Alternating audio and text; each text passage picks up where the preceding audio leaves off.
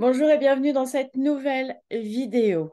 Je voulais continuer à vous parler des mesures qui sont déjà en place, des recours que vous avez si vous vivez de l'emprise et des violences conjugales.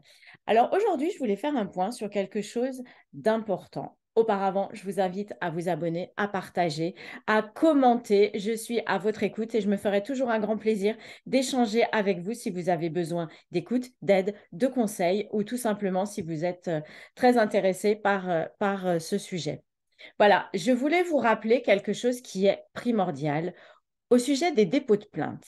Il y a encore tellement de femmes en 2023 qui se voient refuser leur plainte sous prétexte qu'elles l'ont déjà fait, sous prétexte que ah mais vous n'allez pas venir tous les mois poser une plainte, on a autre chose à faire, sous prétexte qu'ils sont débordés et n'ont pas le temps de gérer ces choses. Non, non, non, tout ça n'est absolument pas recevable.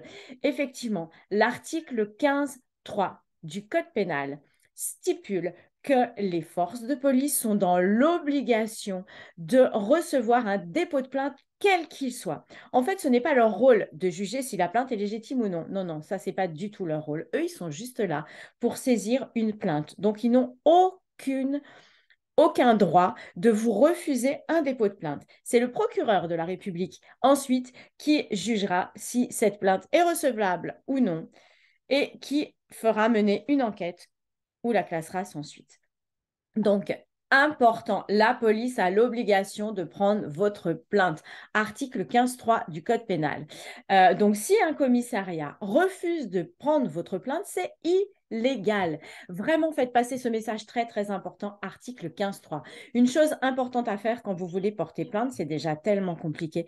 Faites-vous accompagner d'une personne qui n'est pas dans cette situation, qui n'est pas directement concernée.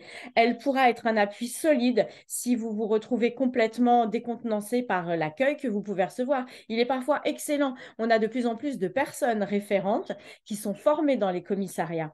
Malheureusement, c'est souvent dans les postes de police plus importants. Mais normalement, chaque poste de police est censé avoir un référent pour les violences intrafamiliales, les VIF, les dépôts de plainte pour les violences conjugales et autres violences au sein de la famille.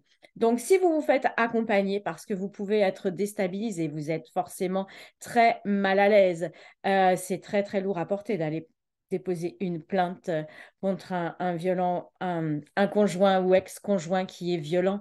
On est très fragile psychologiquement, très fragile physiquement. Et donc, se faire accompagner peut être une aide réellement précieuse.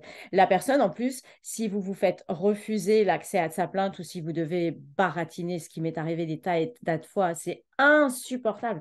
Quand on doit passer un quart d'heure à se justifier pourquoi on veut porter plainte. Est-ce que c'est parce qu'on veut récupérer de l'argent lors du jugement? Est-ce que parce qu'on veut se venger? Est-ce que parce qu'on veut avoir plus de temps avec nos enfants, etc. Alors que non, non, pas du tout, hein. Quand on va porter plainte, c'est juste parce qu'on voudrait être en sécurité et vivre tranquillement, respirer sans peur avec nos enfants.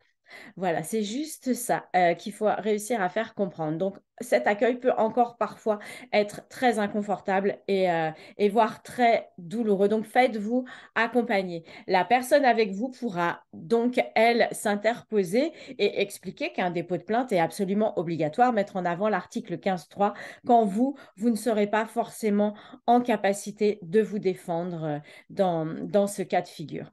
Voilà. En tout cas, n'oubliez jamais, refuser un dépôt de plainte est absolument illégal, article 15.3 du Code pénal. Alors, ne nous laissons plus faire, connaissons nos droits et protégeons-nous nous-mêmes dans un premier temps pour que les autres puissent aussi nous protéger. Des lois existent, connaissons-les pour les faire appliquer et que nos souffrances, que nos persécutions soient reconnues. Trop de femmes meurent encore chaque semaine. C'est une catastrophe en France.